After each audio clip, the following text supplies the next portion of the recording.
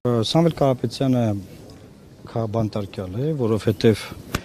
կա Եվրոպայի խորհրդի խորհրդարանական վեհաժողովի բանաձևը, ըստ այդ բանաձևի Եվրոպայի խորհրդի խորհրդարանական վեհաժողովը պատրաստել է չափորոշիչներ եւ այդ չափորոշիչների համաձայն բոլոր չափորոշիչներով նրա գործը եւ նրա նկատմամբ մեկնարկած քաղաքական հետապնդումը եւ այն ինչ որ իրավապահ եւ դատաիրավական մարմիններն են անում համընկնում է այդ բոլոր չափորոշիչներին։ Այսինքն ես երբ որ ասում եմ որ Սամվել Կարապետյանը կամ Միքայել Սրբազանը քաղաքաբանտարկյալներ են, ես ելնում եմ Եվրոպայի խորհրդի խորհրդարանական վեհաժողովի չափորոշիչներից։ Միջազգային չափանիշները նաեւ ասում են, որ անձը ինքը կարող է ինքն իրեն ճանաչել քաղաքաբանտարկյալ եւ համարվել քաղաքաբանտարկյալ, ըստիվալ պարագայում ես առաջնորդվում եմ այդ չափանիշներով։ Ինչ է սպասվում այսօրվա դատարանում։ Ես կարծում եմ, որ այն նոր մեղադրանքը, որ ավելացվել է, որը բացարձակապես կապ չունի իրողությունների հետ, այն արվել է մի բանի համար, որ եւս 2 ամսով հնարավորություն ունենան երկարացնելու, որովհետեւ ըստ էության այս միջին ծանրության հոդվածով, որով որ առաջին անգամ նա կալանավորվել է, գիտեք, ել չէին կարանել մի քիչ, այսինքն մենք գործին ես չեմ նայում իրավաբանորեն, որ ասեմ չէին կարա այս դատավորը լավն է, մյուսը վատն է։ Ես բացարձակապես այդ մոտեցումներով չեմ առաջնորդվում, որովհետև կա մի համակարգ, որի գլխին կանգնած է երկրի գործադիր իշխանությունը։ Եթե վարչապետը կարող է SMS-ով աշխատանքից հեռացնել բարձրագույն դատական խորհրդի նախագահին, դա նշանակում է, որ բարձրագույն դատական խորհրդի նախագահը ինքն է։ Եվ դա նշանակում է, որ նաև քննչական ինստիտուտների ղեկավարն է ինքը, եւ բոլոր ինչքան ինստիտուտներ կան Հայաստանում պետական նկատի ունեն, որոնք պետք է բնույթով լինեին անկախ, այդ բոլոր ինստիտուտները ինքն է ղեկավարում։ Եվ հետեւաբար ակնկալել, որ այս պահին դատարանը այլ որոշում կկայացնի, անկեղծ ես չեմ ակնկալում։ Պարոն Մարուկյան, վարչապետ Փաշինյանը գրառում արեց Սամվել Կարապետյանի հարցազրույցից հետո, որ սա ձեր համար նիժնի տապռը չի, պետության համաբերանները կմնա, ու դրանից հետո ձերբակալեցին Սամվել Կարապետյանին։ Սա ուղղորդում է վարչապետի կողմից, թե ուղղորդում չէր։ Ու ինչ, եթե մենք իրապես իրավական երկրում ապրեինք, նման ուղղորդման համար այդ պաշտոնյային ինչ պատիժ էր հասնում։ Ուրեմն միայն այդ օրվա գրառումները մի գրառում չի եղել, մի շարք գրառումներ եղել, միայն այդ օրվա գրառումները բավարար են, որ այս գործը Հայաստանի Հանրապետությունը պարտվի եվրոպական դատարանում։ Բայց կա մի հատ կարևոր բայց, երբ պարտվի։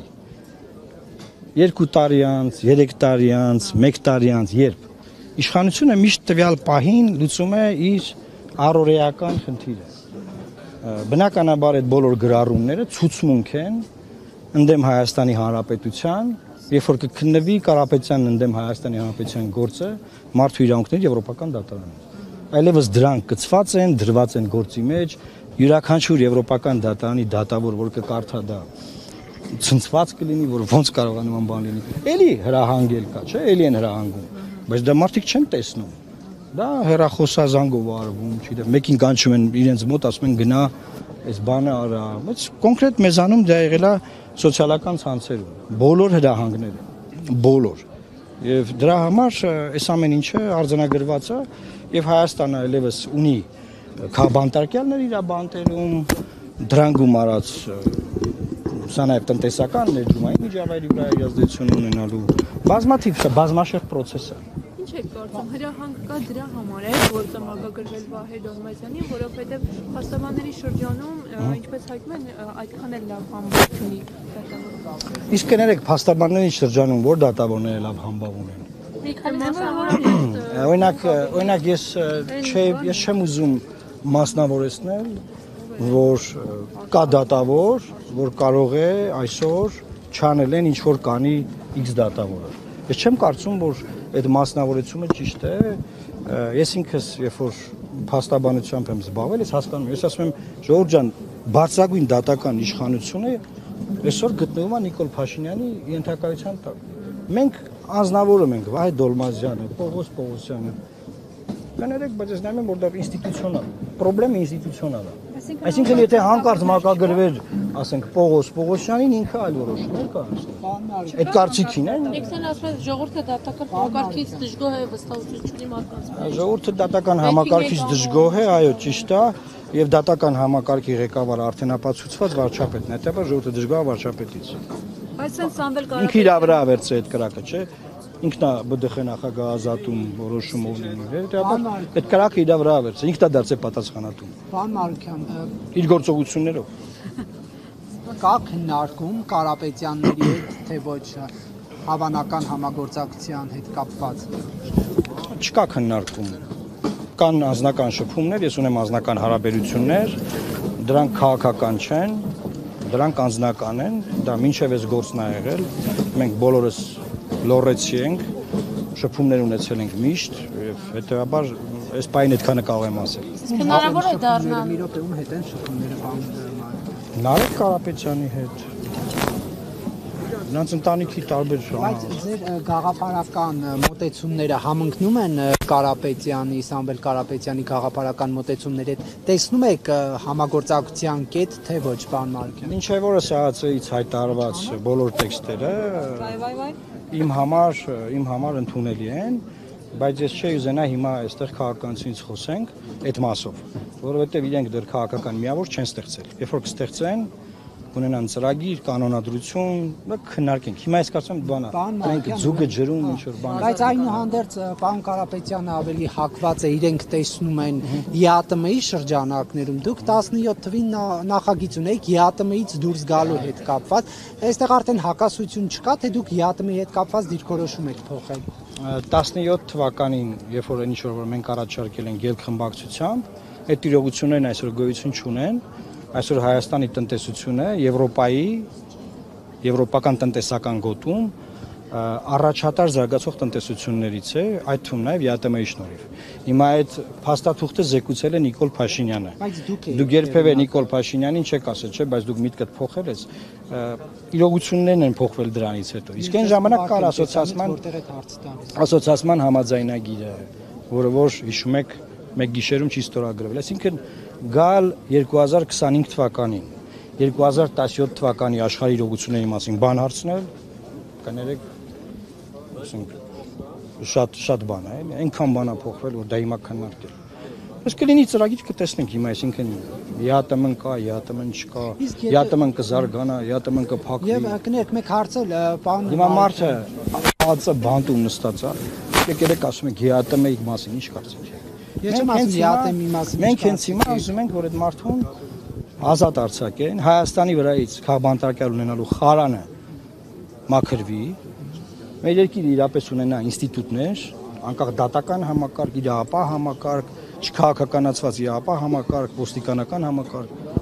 Հետո կտեսնենք ԵԱՏՄ-ն ինչ անենք, եթե պետք է ԵԱՏՄ-ով զբաղվենք, իհարկե։ Պարոն այսօր փաստաբանող Սամվել հայտարարեց, որ խոստանում է մեկ ամսվա ընթացքում ամբողջ աշխարհը կտեղեկանա, որ Փաշինյանը կալանավորել է, բանտարկել է Կարապետյանին։ Այս առումով Հայաստանի վարկանիշի համար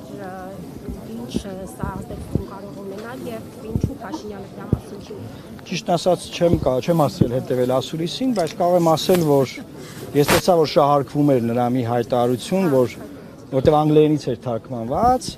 այսինքն նա խոսում է իրավական գործիքակազմով հայցեր ներկայացնելու մասին, հա, բայց դա շահարկվում է, որ ահա ինչ որ մեկը եկել է իրավական գործընթացով են սա է ասում, բայց դա պարզ է, որտեղ եթե դուք նայեք անգլերեն մտածող փաստաբանի իրավամտածողությունը, պարզ է, որ ինքը այդ մարդը բանա, չէ, ասենք փաստաբանը ահաբեկիչ չի։ Երբ որ ասում է we will attack, we will bring cases against Armenia, դա նկատի ունի գործեր կբերենք։ Այդ գործերը բերված են, հիմա Եվրոդատարանում գործ կա, չէ։ Հիմա դրա մասին է խոսվում։ Վարկի վրա կազմի արդեն խոսեցի, բնական է։ Նա մեծ ներդրող է Սամվել Կարապետյանը։ Երկրորդը ես չեմ կարծում որևէ չափանիշով սա Հայաստանին պատվեր է։ Կապ չունի Սամվել Կարապետյանը կամ նրա ընտանիքից որևէ մեկը քաղաքականությամբ կզբաղվի, չի զբաղվի, սա ոչ մի կերպ Հայաստանին ոչ մի բանով լավ բան չի կտեսնի։ Պարոն Մարուկյան, ոչ մարդկային, ոչ քաղաքական, ոչ տնտեսական, ոչ բարոյական, ոչ մի իմաստով։ Դե ասեք, պարոն Մանուկյան, ինչի է Փաշինյանը փակիտակ պահում Սամվել Կարապետյանին, ինչի է վախենում նրանից, ինչ պիտի անի Սամվել Կարապետյանը, որ Փաշինյանը վախենում է։ Ու այն գլխից ոնց Կալանավորվելուց հետո Այսինքն այն ժամանակ երբ ձերբակալվեց, հա, հայտ չէր։ Տեսեք, բնականաբար հայտ չի եղել քաղաքականություն մտնելու, այլ զուտ եկեղեցու ունի պաշտպանություն հայտարարություն է եղել, այդ հայտը հետո է ծնվել եւ կարող նաեւ ասել այդ հայտը գրգռվել է իշխանության կողմից, շկալանավորին էսել չէ, հա, բայց այս իմաստով ինչու է անում Փաշինյանը, ախր շատ պարզ է։ Մարդը խնդիր ունի հունիսի 7-ին վերընտրվելու։ Հիմա մինչև հունիսի 7-ը բազմաթիվ նմանատիպ բաներ են լինելու։ Հիմա ամեն անգամ մենք պետք է հավաքվենք, ասենք ինչի են նաեւ այս մարդուն կառանավորել։ Ոչ մենք պետք է դա ընդհանուր պատկերի մեջ տեսնենք։ Ընդհանուր պատկերը հետեւյալն է, որ ամեն ինչ անելու են